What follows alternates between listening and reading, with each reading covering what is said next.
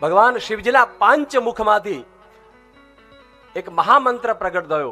ભગવાન કહે છે એમાંથી 5 અ ઉ મા, અ ઉ મા,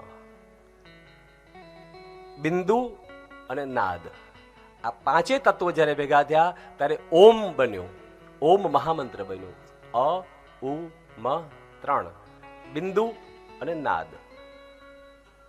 આ પાંચે તત્વોમાંથી એક એક સ્વર નીકળ્યો, એક એક તત્વ નીકળ્યું અને એક એક તત્વ ભેગું થઈને એક જગ્યાએ ભેગું થયું, જેને આપણે પ્રણવ કહેવામાં આવે. પ્રણવ એટલે ઓમકાર. ઓમકાર બિંદુ સંયુક્તમ નિત્યમ ધ્યાયન્તિ યોગિના કામદમ મોક્ષદમ ચૈવ ઓમકારાય નમો નમઃ. આપણે આરતી કહીએ છીએ ત્યારે પણ કહીએ છીએ, આપણે આરતી જે સાંજે કરીએ છીએ ને, એ કોની આરતી કરીએ છીએ? જય શિવ ઓમકારા, જય શિવ ઓમકારા. તમે કદાચ નોંધ નહીં કરી હોય, વાત લખી લેજો. આપણે ખાલી શિવની આરતી નથી કરતા, આપણે મૂળ ની આરતી કરીએ છીએ, ઓમકારની. કારણ કે બ્રહ્મા, વિષ્ણુ અને ભગવાન સામ સદા શિવ ત્રણેય એક જગ્યાએ જ્યાં સ્થિર થાય એને કહેવાય ઓમકાર. વિષ્ણુની પૂજા આવી ગઈ ત્યાં. કોઈ એવું કહેતા ઘણા કે ને અમે તો વિષ્ણુને માનીએ, અમે તો ફલાણા ભગવાન, અમે તો હવેલી વાળાને, અમે તો આ વાળાને, અમે તો આ વાળાને.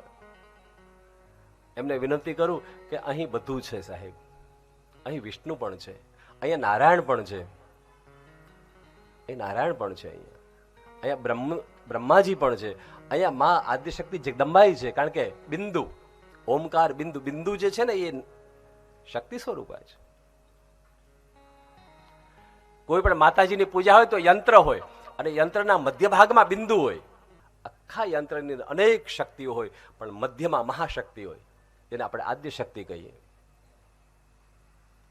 એટલે અહીં બધું છે. મારો કહેવાનો અર્થ એ છે કે મારા ભાઈ બહેનો, ભગવાન શિવજી ના 5 મુખમાંથી 5 આવરણો આદિ જે પ્રગટ થયા એ જ ઓમકાર છે. 5 મહાતત્વો જે પ્રગટ થયા એ જ ઓમકાર છે. અને ઓમકારથી જ કોઈ પણ મંત્ર શરૂ થાય. ઓમકાર વગરનો મંત્ર અધૂરો કહેવાય. અને એમાંથી ભગવાનના 5 તત્વના એક અક્ષર પ્રગટ થયા. નમઃ શિવાય,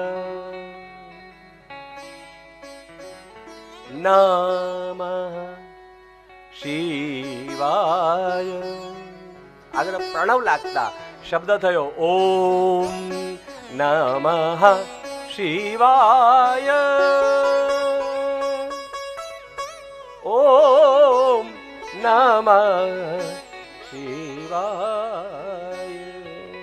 સર્વ પહેલા મહામંત્ર, પછી પ્રણવ. આ 5 અક્ષરનો મહામંત્ર પ્રગટ થયો અને 5 અક્ષરના મહામંત્રની દીક્ષા ભગવાન શિવજીએ પહેલી વહેલી આપી ભગવાન નારાયણને.